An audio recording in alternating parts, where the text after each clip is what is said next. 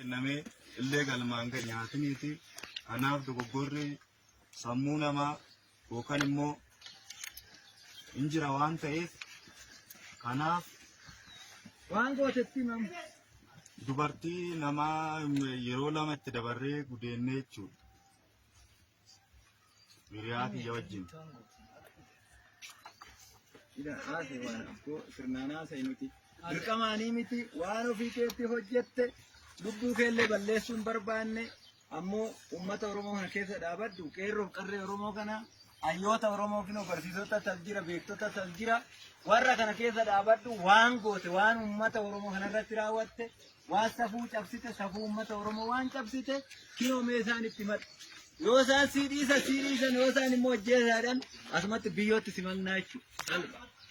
Kanaaf dubartii namaa yeroo goddanyaa maqaa keetti mimee duursite maqaan kiyya dhufeeraa fi ta'u kan immoo badhoon jedhama waan ta'eef yaada dogoggoraa keessa galee ganda jawwee bonii guutii mala ayyee kanaaf yaada dogoggoraa keessa galee jechuudha dubartii gaafa guyyaa kamii gaafa guyyaa kalee ayyee sa'aatii meeqan sa'aatii 6 halkan keessa maal goote mee akkam goote dhattee dubartii inni ishii wajjin ture waan ta'eef inni dura seenaa immoo dhumarra taa'ee dadhabnaan itti ol seenee abbaa warraa qabdi moo hin qabdu? Qabdi.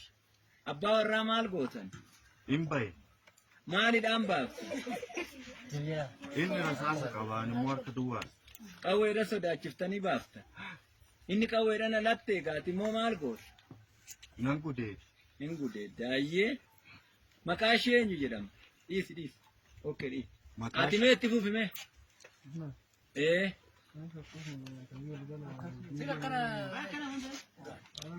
Jalabe kan. Kunyeen mayyuu ganaadha. Siya kan.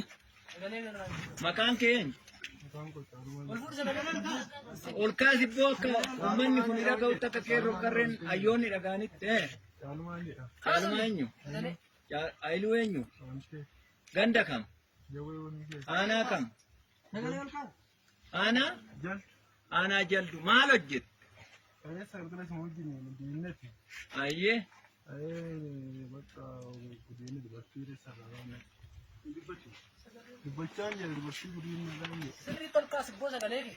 Dabareetti dabartanii gudeeddani?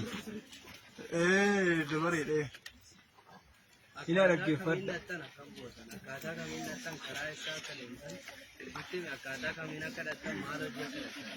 Maal hojjechuu dhaqxamme? Hojii jarree wayii qabnee dheessee achirraan namicha dura dubbii wayii qabasaatti kun. Ayyee. Ayyee sama malee waan goone waan boodettan. Fillachuu yaa gudeedda. Mana sana akkamitti cabsitanii seentammoo baneettanii immoo akkamitti bansiifta? Baneen nama bana. Ayyee. Isa booda isaan maal jettanii? Isaan isin barbaadan taatee inni karamaan jenne. Ayyee. Kano. Eenyu dursee gudeeti? Dursaa dhaqee sama aanuma. Si. Lammeessoo isa gudeede? Inni qawweedhaan isa eega? Inni qawweedhaan eega salatti ishee. Mee ati immoo kootti mee akkana bahe? Ati immoo waan hojjettee mime? Halkan annoo fakkaannee beessannaan qaama barnoo abaawoodha jedhaatee annoo dhaannaan. Nama meeqasi? Nama torba. Maqaan kee eenyu? Bojaadha. Bojaa eenyu? Bojaa Faaraasi. Ganda kam? Sariitii Dhanqoo. Sariitii Dhanquu. Aanaa kam? Jaldo.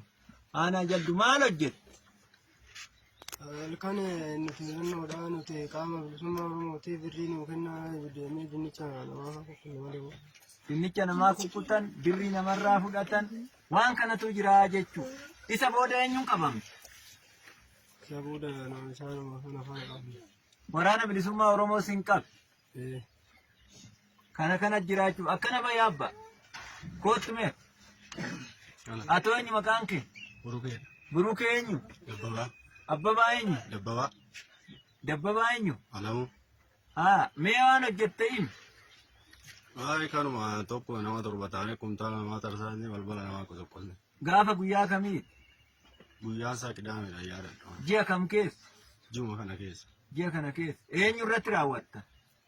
Masnii margaan jedhamu fi dalasaan jira.